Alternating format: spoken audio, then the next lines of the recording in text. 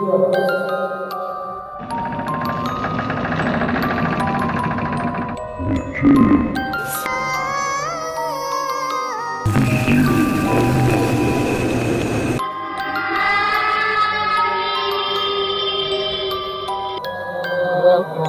Mystic Moon Cafe.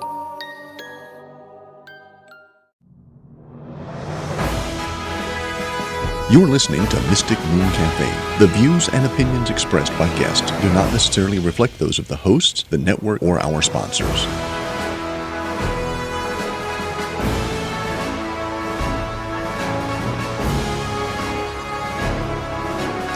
And now, our feature presentation.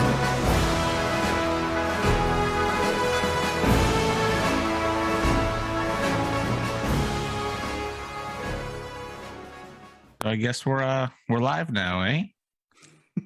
And we Was have that an A? that was an A to my two American folks there. We got a fantastic show tonight. We're going to be speaking about serial killers, serial killer memorabilia, and an amazing collaboration between Vancouver Paranormal Society, the Paranormal Road Trippers, and Taylor James from Collectibles. And let's hear about you, Kelly. I know about you. Tell everyone else about you. All right. Well, I'm the president of the Vancouver Paranormal Society. I've been with the society for about 8.5 years now. I work in the social services sector, and I have a 14-year-old boy, single mom. But my time is filled with paranormal. Isn't it all for us? We love the paranormal. And Taylor, you're clearly into the paranormal as well. You've got a lot of items that may have some paranormal attachments. Tell us, Kelly, and why.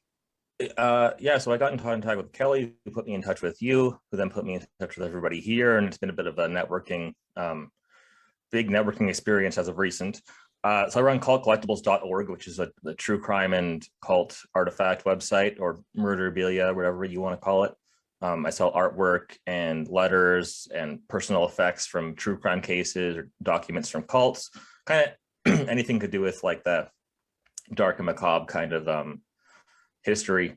And so I get asked a lot if I have any kind of paranormal experiences with any of my items. And I don't know if it's desensitization or, I'm very open to a lot of things, but never personally experienced anything. So I reached out to Kelly, to the Vancouver Paranormal Society, kind of saying, hey, I've got all this stuff. It's kind of interesting. I think that getting an outside perspective from somebody who maybe is a little more in touch with this side of things might shed some light on what I'm being asked, constantly by people who are interested in what I do.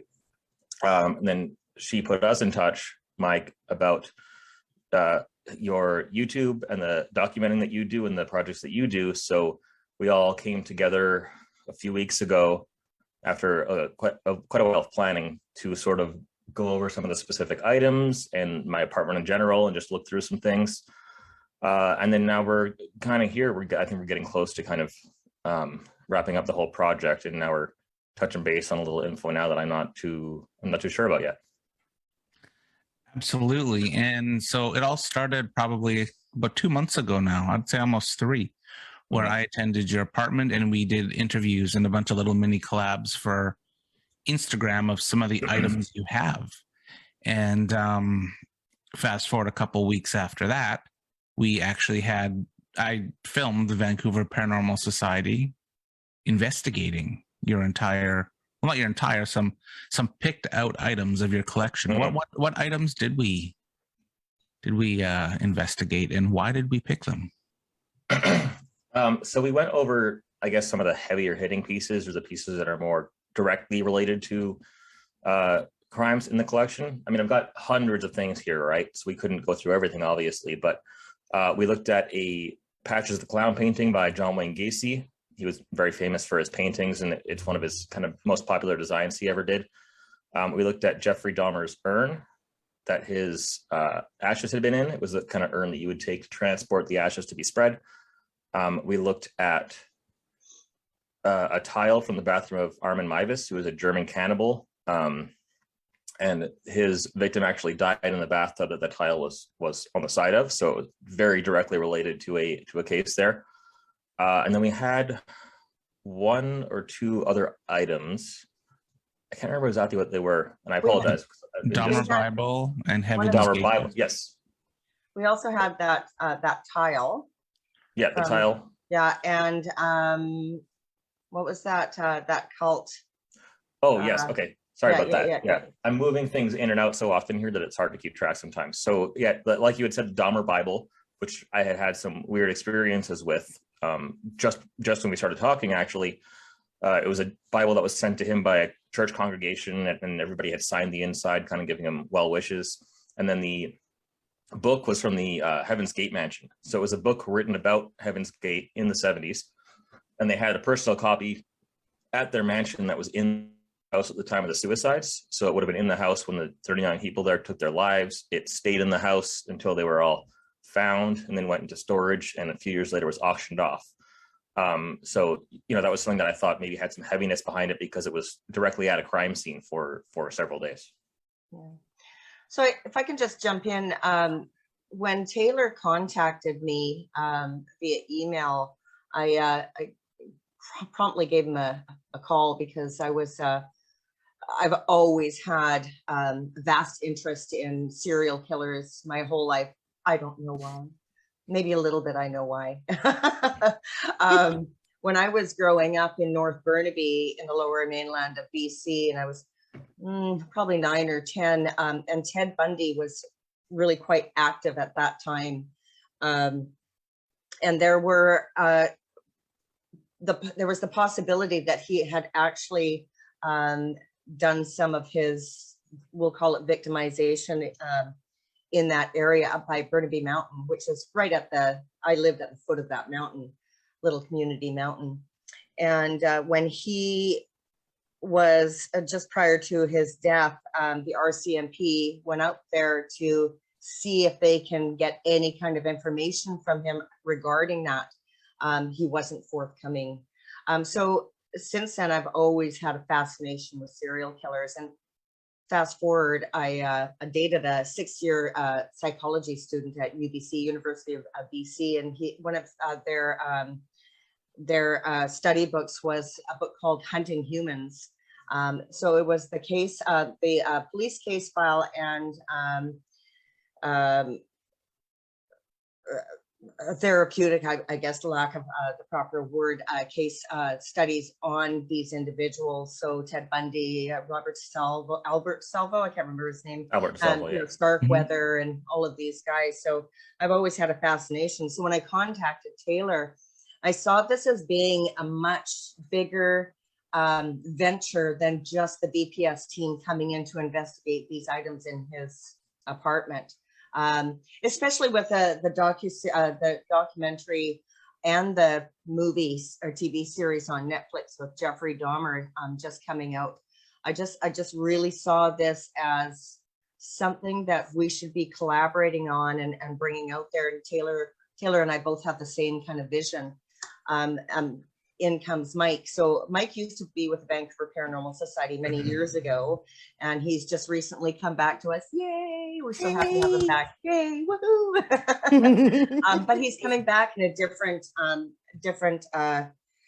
capacity because now he's got his paranormal road trippers, and what they do and what we do, they're somewhat the same, but vastly different as well. So I just saw this as a really unique opportunity for the three entities, cult, BPS, and road trippers to come together and really make this something special, And then I just threw the reins to Mike to run the docuseries because that's what he does. Well done.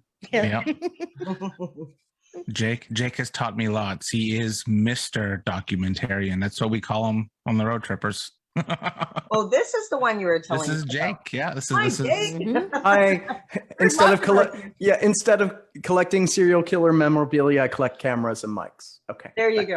And when he comes up here, I go down there and we use them all. Awesome. So we learned about Taylor and his collection. Now, Kelly, who is VPS and how long have they been around and what do they do? So VPS, acronym for the Vancouver Paranormal Society, is the longest running paranormal scientific research team in all of Canada and arguably North America. So it was established in 1993, but the name Vancouver Paranormal actually goes back to the 60s. So that's why we could fairly be sure, not 100%, but fairly sure that we're the longest running paranormal research team in North America. So when I say scientific research team, it means that we're not using mediums or anyone with gifts on our team to validate any of our findings. We're looking at finding reasonable explanations for activity that's occurring in residential businesses and our historical locations that we work to fundraise with. And beyond that, we're trying to collect data to validate, the paranormal. Oh, and we are one of 3, I believe, government registered nonprofit societies. That's true. Yeah. And I know VPS has been very busy at going through the evidence of Taylor's. I think you should give him a little bit of the things we've found so far. Let me go grab my book. Okay. I have multiple books. I keep everything. I have everything that I've, every book that I've used, notebooks for all these 8.5 years, and I have every piece of evidence.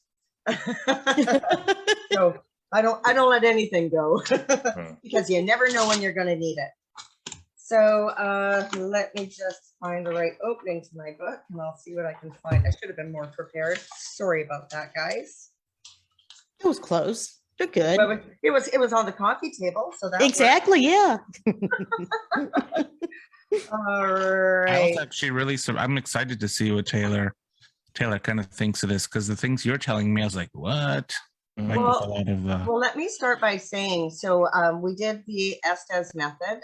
Mike facilitated that with all of us. So there was myself, Mike, another investigator, Mike Odell, and another investigator. She doesn't really want to be named, so we won't, in respect, and Taylor, of course. So we took turns going into Taylor's office, sitting doing the Estes method. So blindfolded, headphones plugged into the SB7 spirit box, while the rest of the group was outside the door asking questions. And, interestingly enough, the only evidence I captured, and we haven't reviewed everything that the team has submitted yet, but I can speak to mine. I've only captured evidence, EVP evidence from Mike Odell's session when he was doing the Estes, and my second session. So at the end of the night, Taylor went in. He had quite the experience. Yeah. I'll let you explain that after, but so I jumped in because I'm just that girl. Diving right in. Have no problem with that. So I found that quite interesting. But on setup, so we were setting up, I'll start with the first one, because quite often, when we're investigating, we turn on our recorders before we even start a session, because you never know what you're going to get when you're just chit-chatting and setting up and doing what have you. And that was definitely the case this night at Taylor's. So Mike Odell and I, or Mike and Taylor actually were talking in the background, and I'm in the office. And then I heard a very loud, and I'm going to call it a Class A, because to my ears, there's no disputing. It's loud, it's toned, and I know exactly what it's saying. And it said, yeah. Really loud, right into my recorder. So I was just using my regular little held Sony. So when you get something that loud, it's close to your recorder. Unless you're using an H2N or H4N, then it's more surround, right? And it could be coming from anywhere. So this was so loud. There was no context in which this EVP came in. There was I don't know what it was responding to. Maybe it liked my blonde hair and it was saying, yeah, I don't know. But I'm the wrong sex for some of these serial killers. So I don't know, maybe it was Ted. Who knows, right? Mhm. Let me just see. It's a little bit dark here. I'm going to put my flashlight on. I have ambiance lighting in my place. There you go. And well, for the So, moment, okay. say hi to everybody in the audience, and your mic is in there, and Heather and Sandy, and I think I saw a couple others, but hello Nice. to all. And Oh, Mark. and there's David. Here's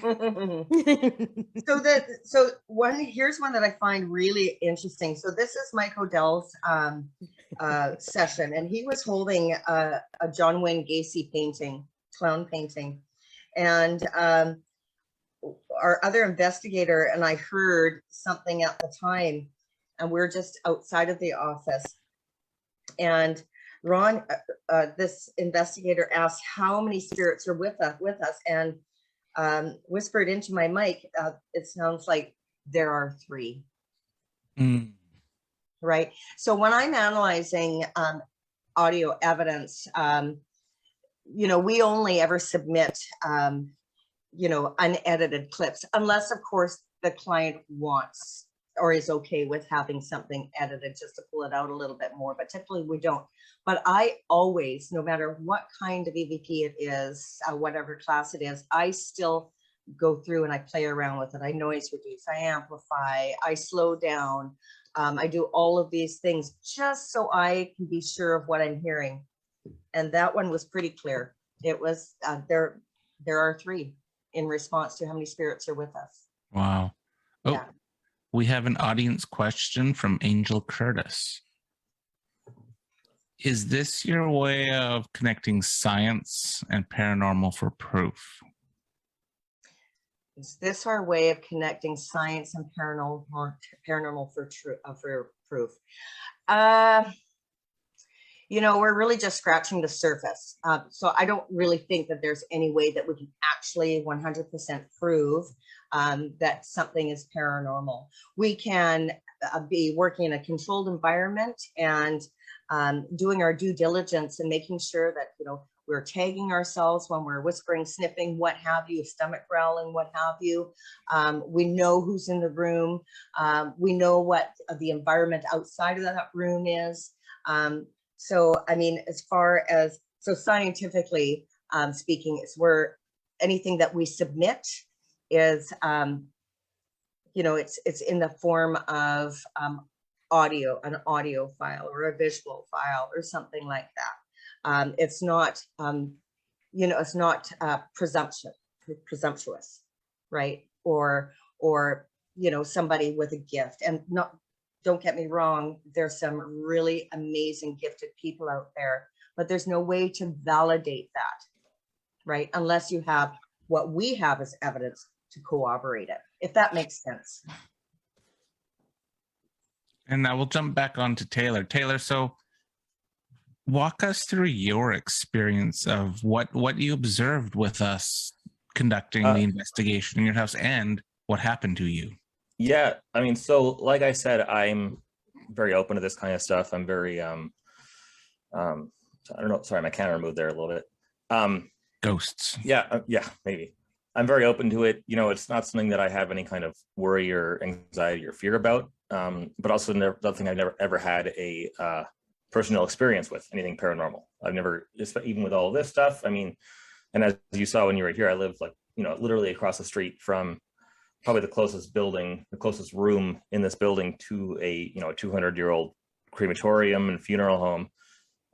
So it would, I think by most people's standards, be a hotbed for any kind of activity like that. So when, like I had said, leading up to things, I was just very open to everything, and I wanted to have that kind of fresh perspective of somebody who might be more in tune. For me, I was really enjoying seeing how the investigation went for everybody. It was it's very, I didn't realize the meticulousness of all the recordings and all the work that goes into it, right? So it's very cool to see firsthand. And then, so I was very intrigued the whole time, very interested. Time flew by while everybody was here. It was very quick, very exciting.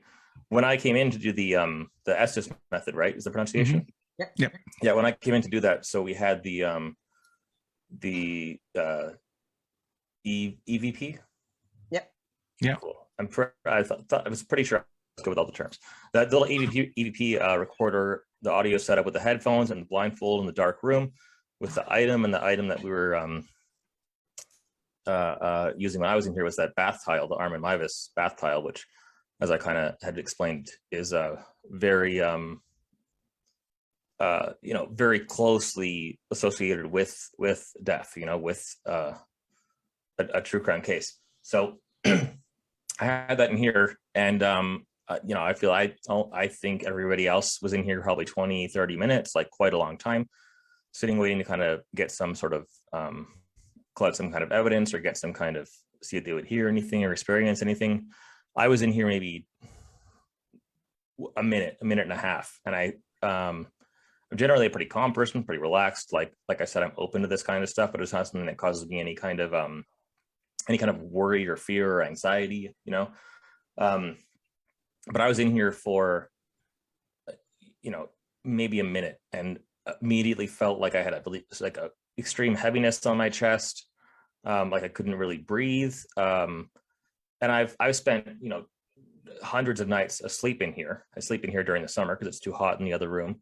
I slept in here a ton of times. I spend my entire day in this room, but it was the first time I've ever felt any kind of just weird sensations or weird feelings or negativity while I was here. I think it must have been a minute and a half, and then I was like, yeah, can't do this, sorry, gotta get out of here, and just had this intense panic. Different than I've had some panic attacks in my life, but very different than that. As soon as I was out of the room, I was 100% fine. As soon as I was out in the living room with everybody, we talked about it. But while I was in here, I was like, it almost felt as though we were kind of, at least to me, it felt like we were sort of pushing things and trying to cause some not that purposely, but it felt like we were causing a little agitation. And then I came in here, and then it was like, all right, we've had enough, whatever that means. And it was like just not okay for me to be here for a minute. And then I left, and then felt totally fine. Like when you guys all went home, I went to bed here, no issues, no kind of anxiety or worry. But yeah, it was a very, very intense and unique experience that I felt, which I'd never really had in any kind of context before, and never since, for that matter. Just at that time, it was really, just a really strange feeling. Sounds like your fight or flight instincts kicked in really, really hard on it. Oh, exactly. Yeah, it really just felt like, because I was very excited to do it and very interested, and I'm upset that I didn't get to do it for longer, but felt like immediately like, oh, I can't be in here. I got to get out of this room, Well, and got out of the room, felt fine.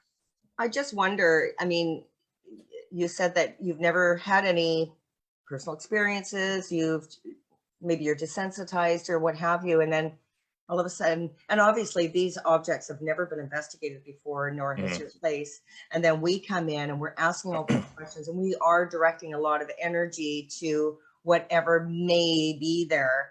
And with this whole process, you being intrigued and excited to be a part of this, and I wonder how much of that was that experience was you opening yourself up to that, and then they were able to, I'm going to say they were able to jump on you at that time. Do you know what I mean?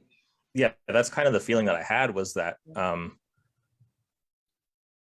if it was the case that I would experience anything, it almost felt like I was trying to bring that on myself. Like, okay, let's go, like, explain to me what's going on here. And then, I had that pretty intense experience. And ever since then, it's been, everything's going as usual. No strange things. That book that kept falling over hasn't fallen over since. But yeah, and not to say that something isn't going on still, or was then, or wasn't then. I'm excited to get, kind of the full results of everything that you guys found, and see everyone else's experiences, and kind of collaborate again and just get all the information, because it was definitely a unique experience, a one-of-a-kind thing for me. And yeah, I'm just extremely curious as to what was going on. Well, it definitely warrants another investigation, that's for sure. Absolutely. Now to play into how you felt and the energy that was in the room with you, Taylor. Kelly, I went right before him. Explain to everyone what happened with my session. Well, with your Mhm. session, so we were actually hearing you speak, so shouting out the things that you were picking up from the spirit box. But for some reason, I just felt like I need to go right by the door and have my recorder up to the door, because I go live all the time. I have headphones plugged into my recorder because I want to hear what might be coming in. But I noticed that the previous sessions, we couldn't really hear the person doing the Estes, what they were saying with regards to the questions that we were asked or we were asking. So I went close to the door and I just felt like you were alarmed, like just I could hear you better through my headphones, and you just sounded really elevated and alarmed. And I told our other investigator, I said, I feel like I need to check on Mike. I feel like it's not okay. He's not okay. And then all of a sudden you yelled. Forget what you yelled, but let me see if I can find it here. Might not be Facebook appropriate. Here we go. So I always write down my personal experiences as well, right? So Mike sounded alarmed vocally. I felt compelled to check on him. He expressed alarm due to being touched on his arm after I asked the first spirit to raise the energy and let him know. Right. So what I said was something like, can you please build up your energy and then let Mike know that you're there with him. And it was right after I said that Mike started reacting vocally, and I felt really concerned about him. So I opened the door. I was like, yep, I'm opening the door. And he pretty much leaped out of the chair, like literally leaped out, pulled the headphones off and leaped out of the chair. So, yeah. Jake has seen that before. What was that? I said, Jake has seen me do that walk before. Yep. Usually there's profanity while the headset was. comes off. Yes. Yeah, no, there was. Yeah. So we've had the same experience. I've been trying hard with the F-bombs, but I just... we got a delay. It's fine. E for explicit. Moving on. All right. Taylor, you said that you haven't experienced much activity, but I'm going to circle around to what you said earlier. You've had the Bible, Jeffrey Dahmer's Bible move on you twice. Yeah. Explain those stories. I experienced one of them with you. Mm-hmm. Yeah. So the first time that you came here, and it was just you and I and a friend of yours filming some stuff, and kind of doing a little introductory thing. We were talking and set up the cameras over behind me here by the shelves. I got kind of these, there we go. These little shelves are kind of across the whole room here. So we set up in front of that because that's where some of the inventory is, and had one of the Bibles up there. And I've had a handful of them from this collection, but this specifically was one that was in Jeffrey Dahmer's cell. With him, it was sent from a church congregation, as I had said, and everybody had signed to the inside and written notes to him. And we had it on a shelf, kind of leaning back against the wall. Anyway, while we were recording, or I believe just before we were recording, I can't remember exactly if it was on video, but the book kind of fell forward from against the wall and fell flat on its front, which, I talked about two things, just, moving around or getting bumped into. So about a week later, I had a friend here who's he's a YouTuber, and we were doing some content as well. And we had been hanging out in the office for a couple of hours, kind of talking about what we were going to do, the plan for the day, getting everything prepared for our videos that we were going to film. So book was in the same spot, once again, leaning back against the wall on the shelf. And it had been there the whole time. So we started filming maybe 2 or 3 minutes into actually recording that same book. And I believe it's in one of his videos, actually. So I got to find that clip for you. But same book fell forward again, fell flat down in the front, which I thought was interesting because, we had been in here for, like I said, a couple of hours probably, kind of preparing for stuff, and hadn't been anywhere near there. And as soon as the cameras went on is when that had happened. So that's why we ended up taking that item and having somebody look into it more while you were all here. But yeah, those two experiences that, I mean, I guess the first one I would have chalked up to a coincidence, but the second time a little more interesting.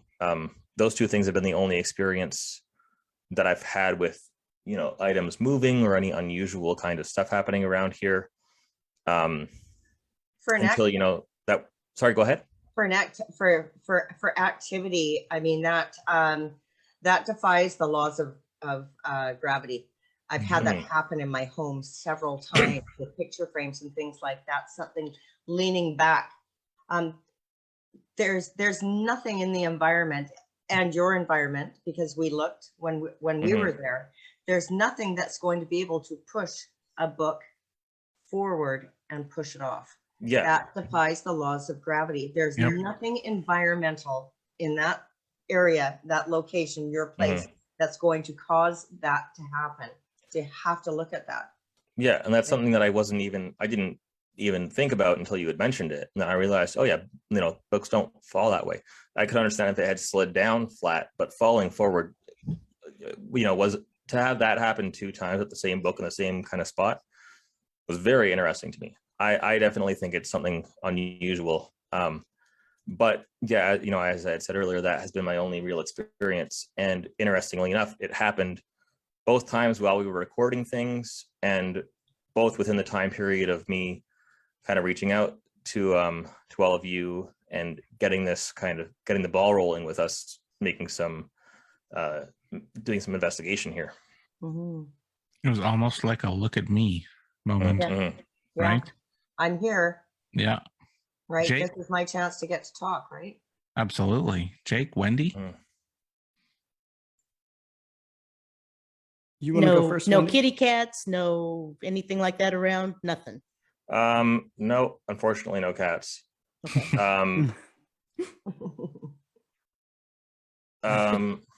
Yeah, I it's against a wall for another apartment next door, but there, no, it's a concrete building. There isn't anything going on over there. There was no thump or anything. Right, and they'd have to be drilling through the wall right there. So No, yeah. for sure. Somebody would have actually had like, it would have had to be some real heavy duty something happening there for it to affect that wall. So yeah, that specifically was interesting. But aside from that, I don't really know much about anything else that was kind of discovered in all the work that was done. Well, so just going back to your session, Taylor, so another EVP I caught. It's my ghostly look. Little bit of comedy relief. Exactly. So we're setting up Taylor's SS session. So Mike is setting all that up. Several seconds after Mike says, Taylor, it's your turn, there's a male whispered voice that says, ask me. Oh, very cool. Ooh. So, I mean, that could, you know, that to me, that suggests that there's something there that wants to interact. Right? It sure sounds that way, yes. Yeah. I actually It'd get my attention. Right? I actually got quite a few. I got more clips than I expected to get, to be honest. So yeah, we'll see what the rest of the team came up with. I know that Mike Odell got some good pieces. I listened to them over the weekend at another investigation that we did during our break. So it'll be interesting to hear your thoughts on those. wow. Awesome. Yeah. We can't wait to hear the results on that. I can't wait to, I want to do the reveal. I want to show Taylor up and close with what we found. Oh, I'm coming to that one.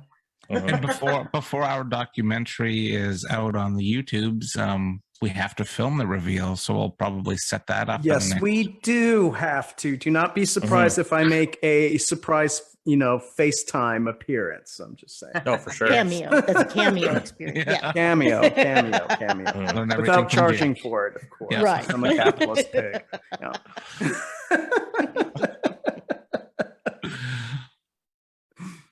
Well, I have a question on it's more all of these, like say the huge sanatoriums and asylums that are so very haunted, or reportedly so very haunted. See, in my estimation, the main doctors and all of that staff were in fact serial killers, just with a license to do it, I guess. Do you think there's a correlation there, or with regular serial killers and licensed still? Well, I don't know exactly what I'm trying to say here. I apologize. No, I kind of get what you're saying. So they're Okay. in Vancouver, or I guess in New Westminster, just outside of Vancouver, there's a former psychiatric hospital that I think is mostly demolished now. It's called Riverview, That's in Coquitlam. which, as a little side note, they filmed a movie there that was kind of a parody of people going to do a paranormal investigation for a reality show, but they weren't taking it seriously and kind of were trying Love to that set it up as a movie. joke. And then they actually experience paranormal stuff and start getting killed off. It's very like, it's a horror, but it's a very funny movie, on a different level.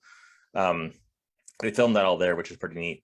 But that place specifically, yeah, there was a lot of, accounts of abuse. And then there's, countless documentaries that have come out about asylums or just medical facilities for people with mental health issues from the past that have similar kind of things where due to either neglect or accidental overdose or a lot of things, people had died and been abused. And I definitely think that it makes sense. I'm not the biggest expert on that in regards to what I deal in and collect, but I definitely think that there is a very strong case for a correlation between some kind of negative energy or paranormal activity or just like darkness with what happened in those places specifically, and with some kind of paranormal and heaviness.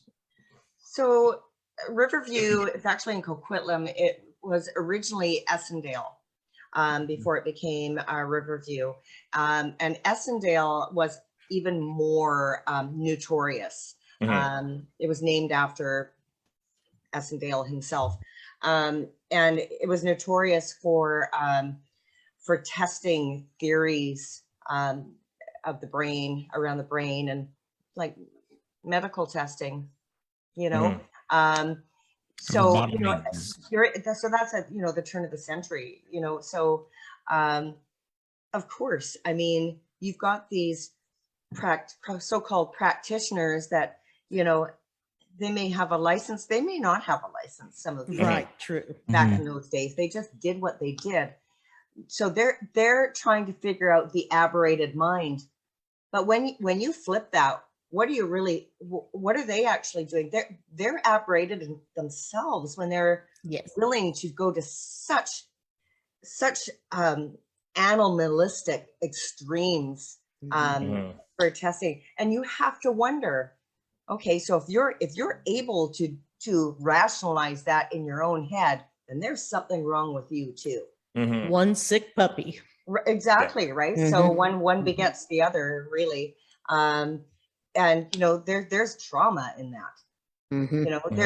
They're inflicting trauma, and as a paranormal investigator, we know, or we believe anyway, that most paranormal events in some of these long-term sanatoriums and things like that, trauma will imprint in the location, or either imprint non-intelligent activity like a recording, but it also imprints, or might keep the traumatized there as well, their energy as well. So of course you're going to have so much. And there was a location that we used to investigate in Mission. I won't, it's confidential, but you're dealing with priests and nuns that took advantage as well, right? And they're still there. So maybe the trauma wasn't on them, they inflicted the trauma, but they're still there too. So there's a relationship by the tormentor and the traumatized, I think, and that will imprint, right? That is my theory anyway. Sure, they get to keep their power over the poor victims, Right. quite often very innocent victims, just yeah. Yeah. That's a Mhm. whole nother show. Exactly, yes, On the next exactly. show. Yes. And that's what fascinates me about a lot of Taylor's collection, because all the energy, like he has letters from Ted Bundy, he has letters from Richard Ramirez, all like the main players of the serial killer world. Yeah. And all of their actual energy is put into these letters they've written. And I was super fascinated in investigating and seeing what we find in his apartment. Mhm. Like there's still items that I'm like, nah, we need to investigate those too. Like I for me, your Gacy painting. I know Mike Odell investigated that, but I just feel with that painting, there's so much of Gacy's. You can just feel the energy. I can feel the energy off the painting. It's hard to explain that. Well, you- An item like that, or like the glasses or the urn, I would want to set up in a controlled environment for a long period of time. Not a long period of time, just for a chunk of time, just to see what sorts of atmospheric reactions you get from temperature, from pressure, from EMF, from everything, just because of the amount of energy that's being, I could, I guess, use the word implanted on it.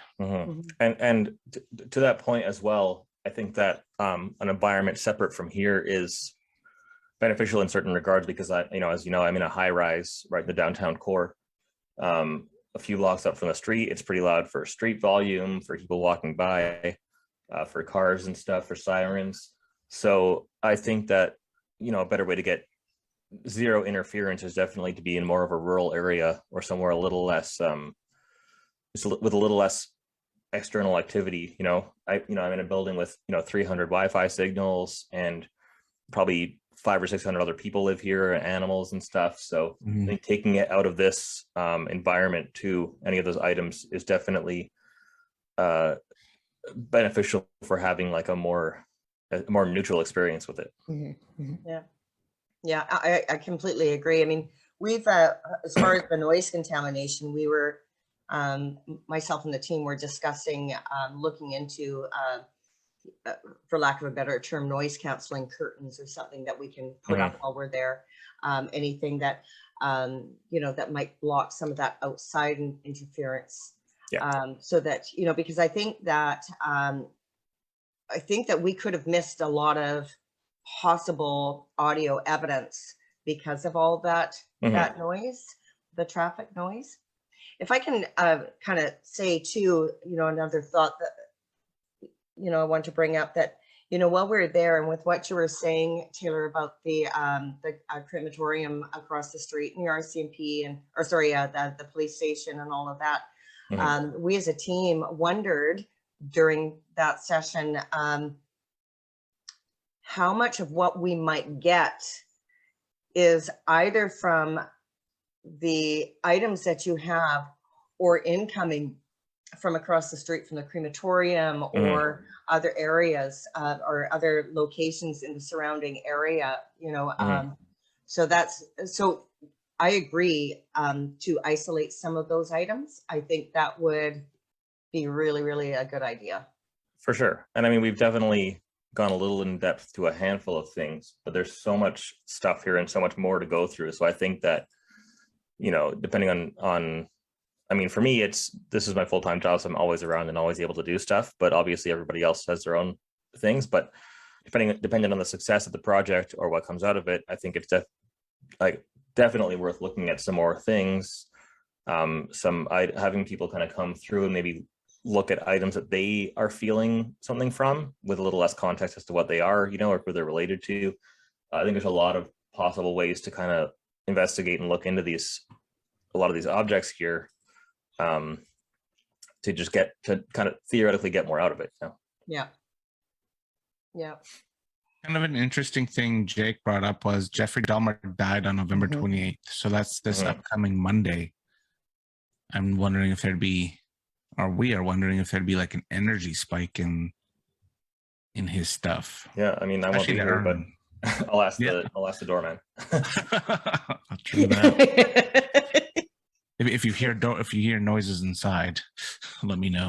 So Great thought, Jake. yeah, it's like drive over and put on that IR camera. Let's just Yeah. see. We can put an Eddie Plus out there. Have the Boo on the spot. On the spot reporting. Get Boo in there. I'm joking.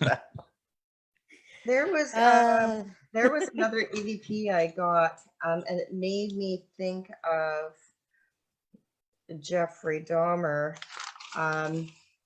But I think I'm not sure if I threw it out or not.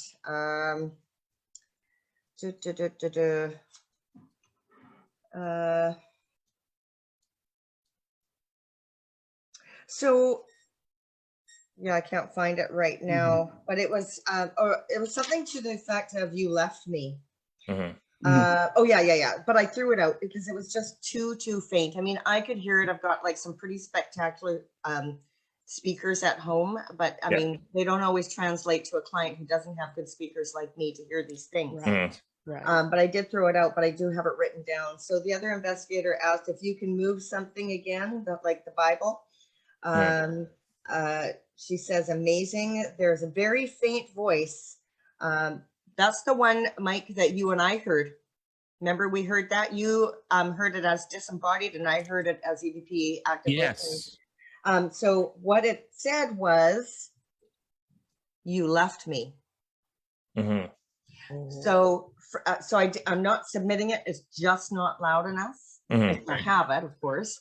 But that to me piqued my interest because one of the things the biggest thing about Jeffrey is wanting to keep these guys with him. He didn't want to be alone. He wanted to lay with them.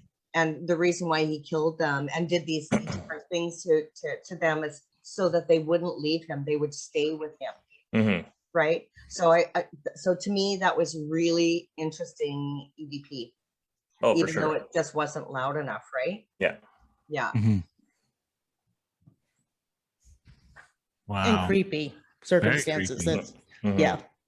Yeah. And I caught my son's name. Someone said, hi, Kaylin. Well, that's cute. Not when we're investigating serial killers' items. But it I don't was have a kids, so very, it's very maybe it's different for me. Especially if you got a whole lot of Gacy in the house. You know what I'm Right, saying? right. But I do have. Go ahead. Go ahead, Kelly. I do get my name called and my son's name called. So I think whenever I go on investigation, it's probably family members. I don't know. Who knows? The team will vouch for that. As a matter of fact, we were talking about it the other night, actually, that we get our names called often. So I think the spirits, I guess, use the opportunity to communicate with me when they know that I'm able to pick up on them, right? Mhm. So, but I found that quite interesting at your place of all places, Taylor. Yeah. For sure. Now, I do have a question for you, Taylor, because you have a lot of Keith Hunter Jesperson, the smiley face killer. Yeah. Weird. How did that?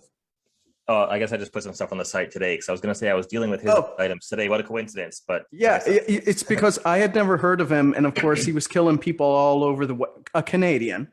Yeah. Who was killing Americans, and is in jail in Oregon. But I had never heard of the guy, just so you know, which was kind of weird. But you got a lot of his original artwork and stuff. Do you have a deal? Does he paint for profit from prison, or how did you? Because you got like 6 items, I think, on there. I got more than 6. So that collection came in today, right? Wow. It's 55 of these paint drawings. I got like a pile of them here. I'll show you one of them. They're very all kind of colorful.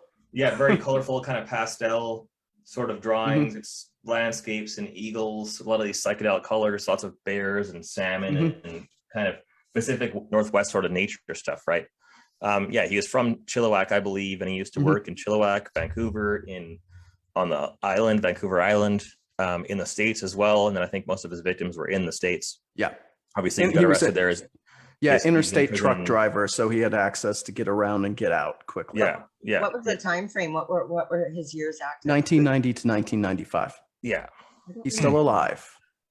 Yeah. So I actually, when I first got into this as a job, my kind of hobby side of it, the part that was keeping me interested was I would write to people, right? So I've got hundreds of letters that I've gotten personally from people. I've written to him quite a bit, talked about Vancouver and Chilliwack and growing up around here. These came from somebody else who was in prison with him. So Got it. somebody contacted me and said, hey, I was in prison for a few years. Keith Jesperson was a few cells away from me, and I used to collect art that he did. He would kind of, I guess, buy them from him or trade stuff for him and just kind of amass this collection, because he was like, yeah, it's a neat little thing. I'll collect these. He's the most notable guy in my prison. And then he got out, and now he has his own business and he's very successful doing something else.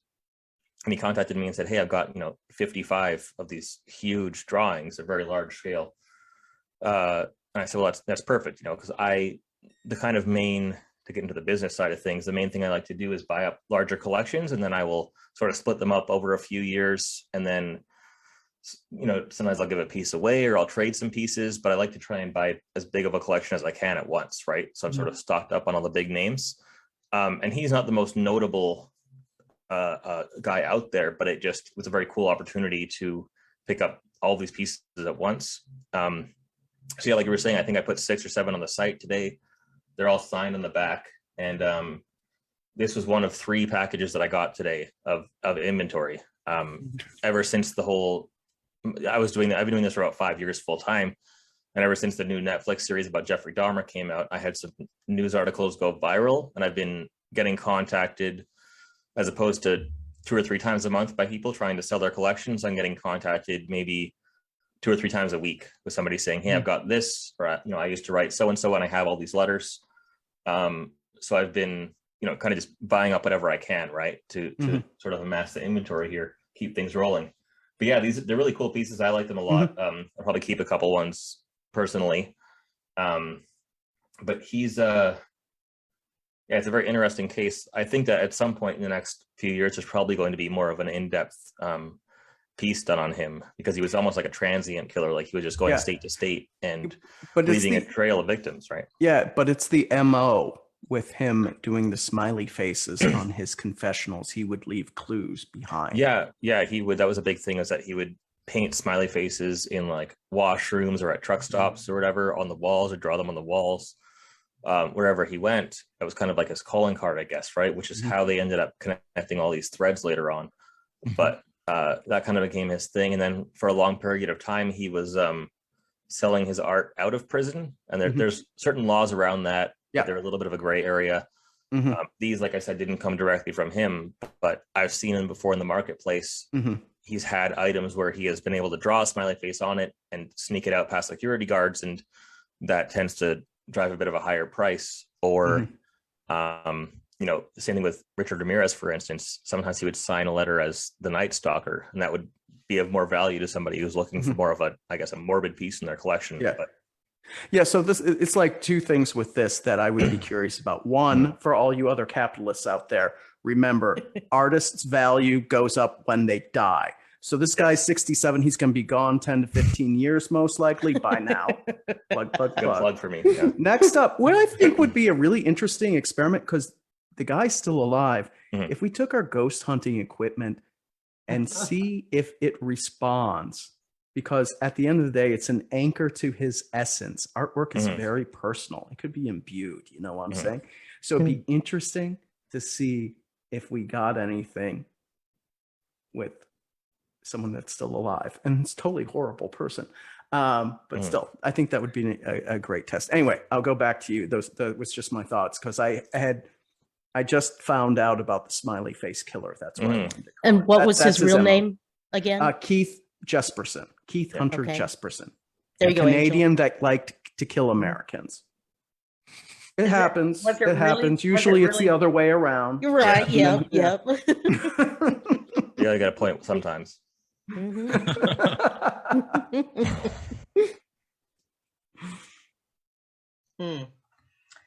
Not a nice looking guy.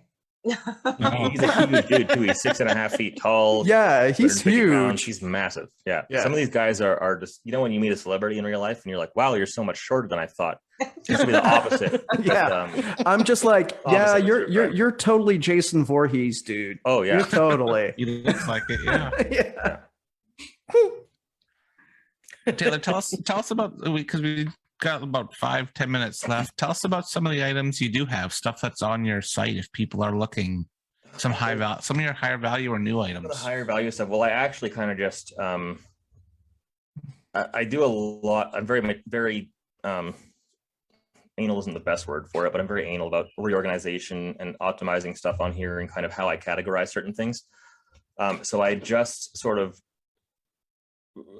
reorganized to have a bit of a high end item area because there's some people who specifically come to me being like, I want to buy a big expensive piece, right? When it comes to, I guess, more of the recent stuff, there's obviously the Jeffrey Dahmer stuff that I've been dealing in for a couple of years.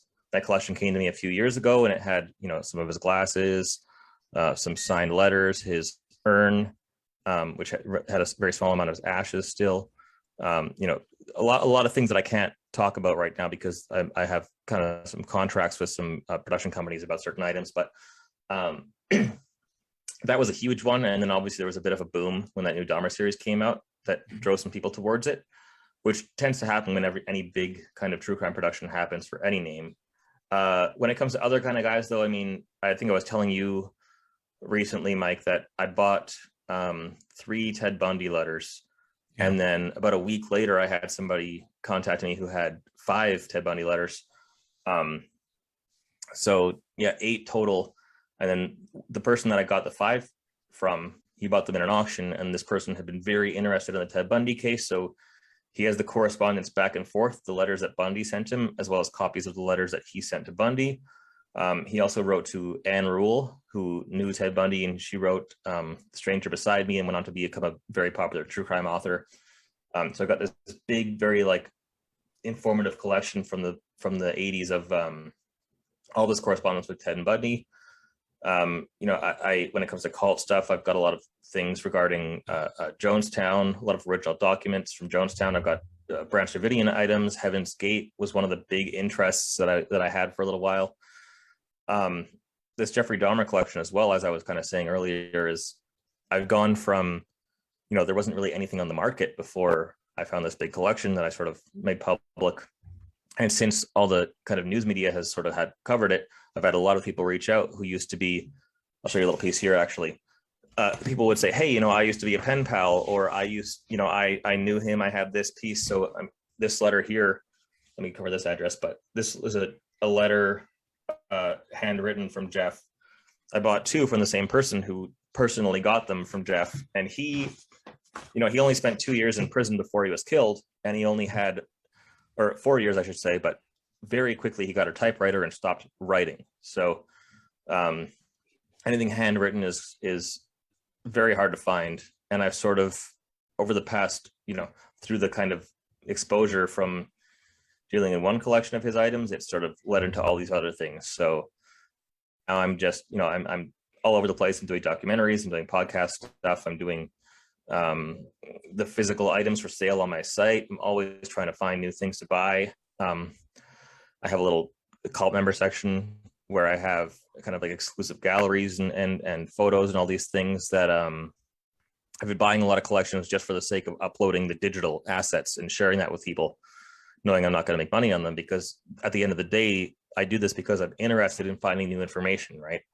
And every other collection I find will have some kind of new information or some kind of interesting, unique fact that nobody knows about one of these pretty notorious people. So yeah, it's a pretty exhausting job. I work pretty much all day, every single day when I'm in the city on this, but I'm really passionate about it and love doing it. And I'm very lucky to be able to do something that I'm so interested in, for work every day. That's pretty. There's something to be said for that, right? Mm-hmm. Yes. And Kelly, what's coming up for VPS? Lots of stuff. So we are busy every weekend. We always have been. So I can't really share where we're at last weekend, but it's an ongoing investigation. We've worked with them for about a year or so. We're just trying to collect evidence now so that we can host a presentation next year and include a public investigation alongside the presentation. So that'll be cool. A lot of people are always asking when they can join us on an investigation. So that'll be really nice. We've got some cool stuff coming up. Mike's bringing in some new locations for us as well. Yeah, we have a full docket. Good deal. Yeah. Cool. What about you, Mike? Oh, got lots on the go. We got gonna take not gonna do too much till the new year. I have some things going down in the new year. We got some VPS stuff. I got some road tripper stuff. Hopefully some more collectible stuff. Yeah, it's gonna be good. So. Yeah, we got to set a date for that too. Mm-hmm. I'm off to Spokane. I can say it now. I'm off to Spokane.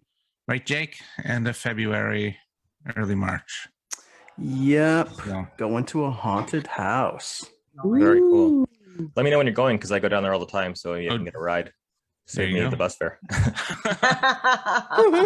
Yeah. And maybe you'll get to investigate with them, hey? Yeah, that'd be great. I'd love to. That would be cool. Yeah, we're always looking for bait. Yep, I was about to say that. So Taylor, what is next for you? What kind of collection are you going for next, and how can folks get a hold of you? I mean, when it comes to new stuff, I'm always trying to buy as much as I can. Basically, pretty much everything I make from this goes back into this. I don't know how sustainable that is because I got to pay bills too, but everything goes back into the business. I'm very passionate about it. It's almost like treasure hunting every day. I'm always looking for new stuff to buy. I think that my next kind of focus is to be kind of reaching out to places where I wouldn't find items regularly, because it used to be that I would find things on eBay and then I would find more obscure auction sites, or I would look through a Craigslist listing for a local area where there might have been some kind of activity. And now I'm finding a lot of people are coming out of the woodwork saying, hey, true crime is popular. I found these items that I've had for years, or my grandfather had this stuff and I'm interested in selling it. I'm kind of looking at how I can start advertising sort of want ads for, hey, if you have this stuff lying around, get in touch. Because like I said, every other day somebody contacts me like that. But I think that I want to work on a better way of kind of getting it out there, that I'm always looking for stuff. I'm always trying to buy stuff or even trade things. Obviously always like, the all the top of the line, like heavy hitter, big names are the most interesting to me. But I like any kind of case. I've bought things from cases that nobody's even heard of in the news ever, just because I'm interested in them, right? And nobody's seen this stuff before. Yeah, when it comes to contact, collectibles.org is the website. Collectibles with an I, because there's two spellings apparently. admin@collectibles.org is my email. I have a TikTok that's shadow banned and nobody can see it. I have an Instagram, my third Instagram account, because it gets deleted every 6 months. I honestly sort of have given up on the effort I put into social media, because it's a risk, and those are everyone's own platforms. They can decide what they want on there, and that's totally fine. I'm not going to argue with it. But collectibles.org, the site itself, is kind of my main hub for if anyone's trying to get in contact or find anything or has anything to sell. And yeah, the navigation on there is pretty clear. It's got a lot of links to everything. If you're trying to contact or sell things or buy something or whatever, everything you need is kind of centralized on that site. Nice. One Very last good. thing I'd like to mention is we should have y'all on once the documentary's out, and Jake can critically judge, because he is the editor. Nice. Like a film, like a film review. Yeah, for sure. Yep. That'd be awesome. Yep. And I mean, I won't judge harshly. It's just, Daddy's been around the block. Yeah. That stuff is constructive, Whenever But I it'll do look something new- fabulous, people. It's gonna sound good and look fabulous.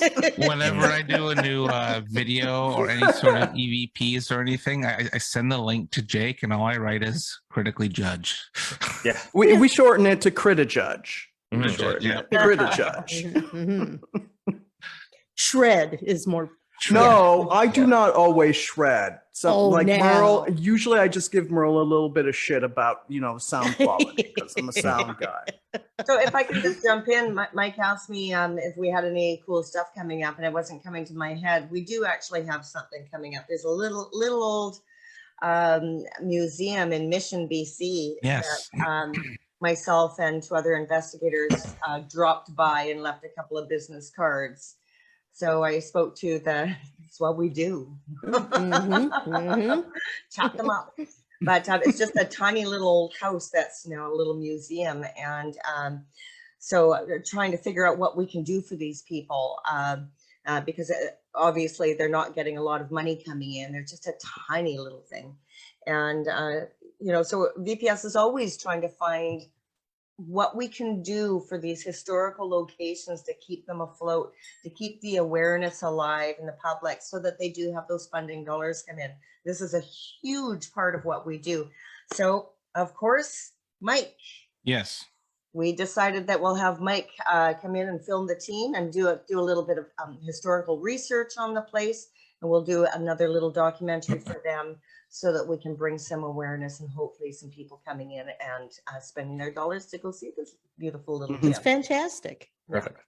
Yeah. So let me drop, before we go, folks, because it is that time of the evening, I'm going to drop Taylor's Mhm. email here in the chat for folks. Thank I you. want to get a hold of him. We've got the website listed a couple times already. And that very pricey Dahmer Bible. Hot damn. Is that Canadian? Because I get a discount. I'm just saying. It's US. It's US, and it's the cheapest of the three that I had. The other two have sold already, so Okay. might go fast. But Yeah, they go fast. Okay. oh yeah, since that new series came out, I was out of town when that show came out, and I came back to a nightmare of work. But finally, things have settled down. It's been about a month now, and things are relaxed again, which is nice. Okay.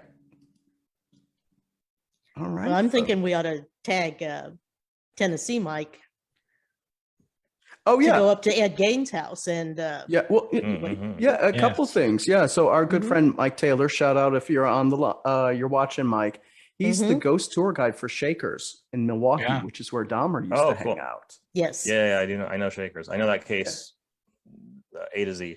Yeah, that is, I think, that was right by where Dahmer gave the police gave the kid back to Dahmer. Oh my God. Yeah.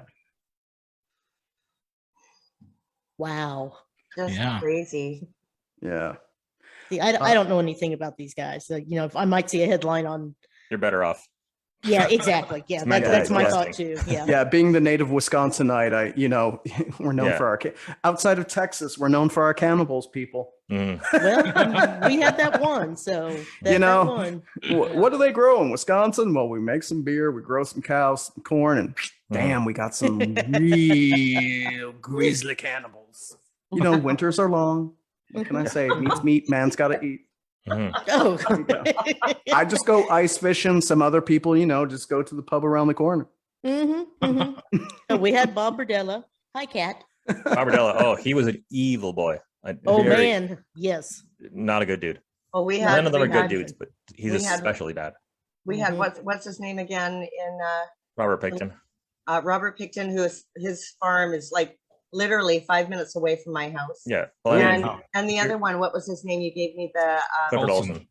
Clifford Olsen. Yeah, he Yeah. actually approached my cousin. No, the whole Oof. coast, the whole West Coast is just it's a nightmare.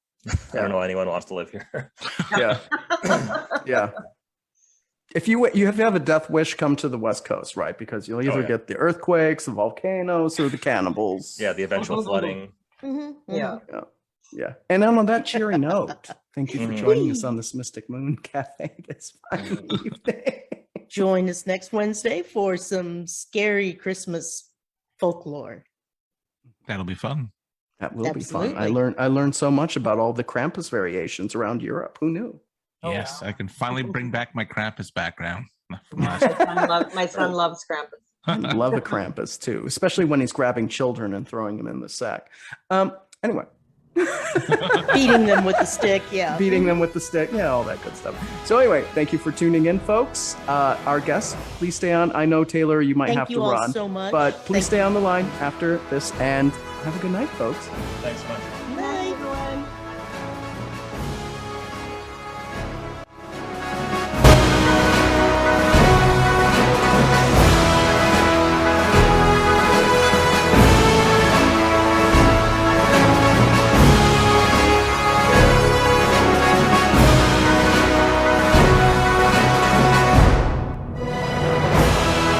Until next time, farewell.